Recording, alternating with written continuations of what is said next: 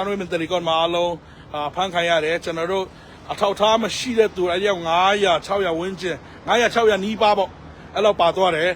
ကောဆောင်ဖြစ်တဲ့သူတော့အားလုံးမြန်မာပြည်ပြန်ပို့ပဲဟိုထုတ်လို့မရဘူးမီဒီယာနဲ့တခါတည်း project ကြီးကြီးနဲ့လာတာဖြစ်တဲ့အတွက်ကြောင့်ကျွန်တော်တို့ရှစ်နေနဲ့တွားနီးသေးတယ်တွားနီးတော့လူတယောက်1000ခွဲလောက်ကုန်မယ်အဲ့ဒါတောင်ထွက်ဖို့မချင်းသေးဘူးမထွက်လဲအဲ့ဒါ1000ခွဲဆုံးမယ်ဆိုတော့ထွက်ဖို့လမ်းကြောင်းမရှိဘူးဒါပုံလင်းဆုံးပြောပြမယ်ဆိုလို့ရှိရင်ကောဆောင်တမထွက်ဖို့လမ်းကြောင်းမရှိဘူးနံပါတ်1ယွန်ကရှိတဲ့သူတွေ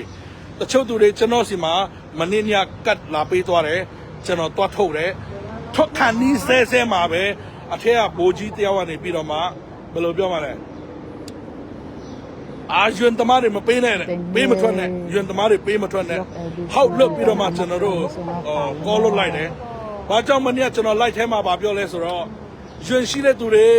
ကျွန်တော်အကြောင်းကြားပါကျွန်တော်တို့တွားပြီးတော့မှဘယ်လိုပြောမှလဲယွန်ရှိကြောင်းကိုတွားပြီးတော့မှပြောမယ်ရှင်းနေတယောက်လဲပါတယ်ဆိုပြီးကျွန်တော် line ပေါ်မှာပြောတဲ့အတွက်ကြောင့်ပြန်ပြီးတော့မှရှင်းပြတာပါပြန်ပြီးတော့မှရှင်းပြတာပါနော်ဆိုတော့ကျွန်တော်တို့သွားတယ်အစင်မပြေဘူးဒါပွင့်လင်းဆုံးပြပြဒါပေမဲ့ UN ကရှိပြီးတော့မှအဖမ်းခံရတဲ့သူရှိလို့ရှိရင်တနင်္လာနေ့ရှာလာ immigration မှာသူ့ရဲ့ UN ကအဖမ်းခံရတဲ့သူတွေယူသွားတာပဲဖြစ်ပါစေကိုကနေပြီးတော့မှဓာတ်ပုံရှင်းအဲ့ဒီဓာတ်ပုံ copy paste လုပ်ပြီးတော့မှရှာလာမှုသွားမယ်တကယ်လို့မသွားနိုင်ဘူးဆိုလို့ရှိရင်ကျွန်တော်ကိုအကြောင်းကြားပါလာပြောပြပါကျွန်တော်